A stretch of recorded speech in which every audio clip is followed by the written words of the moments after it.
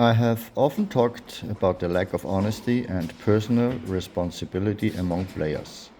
Of course, I should also address the other side of the coin, the responsibility of the coach. I would like to do that in this video.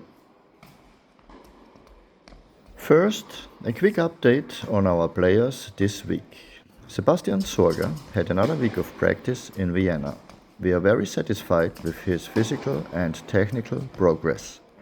Therefore, technical instructions are hardly necessary at this stage. It is more a matter of giving him various tasks in practice and seeing how he deals with them on the court, what solutions he finds for himself, and how he learns to correct himself.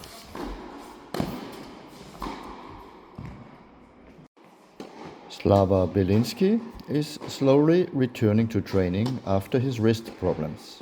An overload was diagnosed, so we are taking care to tailor his sessions accordingly.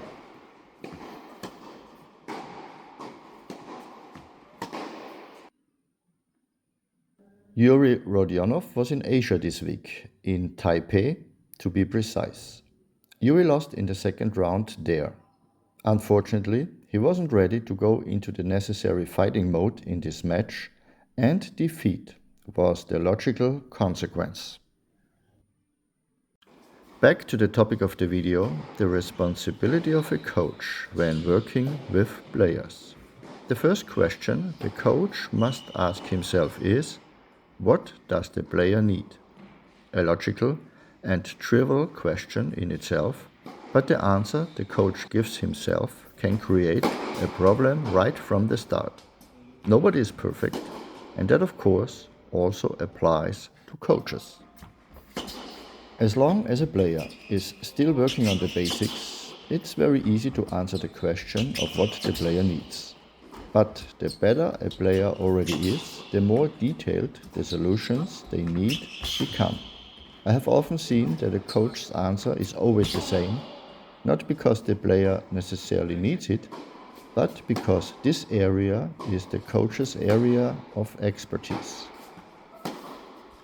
Statements from coaches, such as "the player just needs perfect technique" or "the player just needs a better understanding of the game," are often just a form of self-protection for the coach.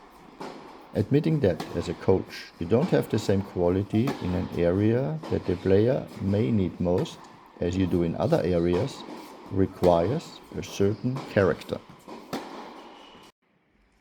On the other hand, it's a fine line. As a coach, you always strive to enjoy the player's complete trust. Without this trust, it is impossible to work constructively with a critical player. That's why coaches often find themselves wanting to appear flawless and all-knowing. But that is not the case, of course. Honesty is the most important quality in this situation too. I think telling a player that you are seeking outside advice because you don't feel comfortable as a coach in this area would be the only right solution. At the end of the day, it's all about helping the player. And if you are prepared to view the player as objectively as possible, then the solutions you come up with will usually be the right ones. That's why I see working in a team as a huge advantage. Everyone in our team has their own special skills, and everyone knows what those skills are. That means we can quickly get what we need from each other, and I really appreciate the opportunity to help each other out.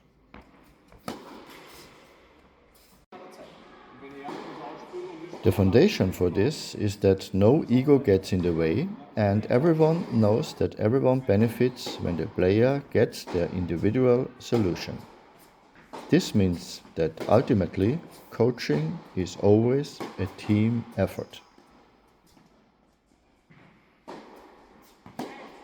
And a compatible team in which everyone feels comfortable in their role is not easy to achieve in reality.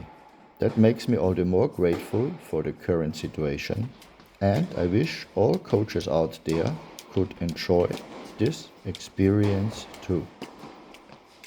Thank you for your interest and see you in the next video.